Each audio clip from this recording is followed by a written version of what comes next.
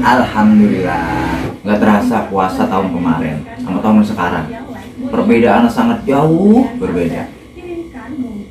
Sekarang waktu itu cepat banget. Kita puasa, perasaan gua baru lagi malam gua sahur. Tahu udah buka. Bukannya nggak kerasa ya, dari pagi dan subuh ayah tidur mulu sampai pagi sampai malam lagi.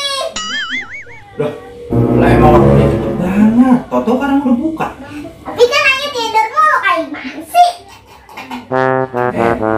Ayah tidur ya daripada ayah ngerumpi, ya kan? Daripada ayah melakukan perbuatan yang bisa membatalkan puasa, mendingan tidur. Kenapa ayah? Kenapa ayah tidur? Siang boleh tidur, tapi kalau belum buka puasa ya nggak boleh. Ayah jangan kebanyakan tidur, sholat kek, apa kek, baca Al-Quran kek. Nah, iya, itu juga merupakan ibadah, sah.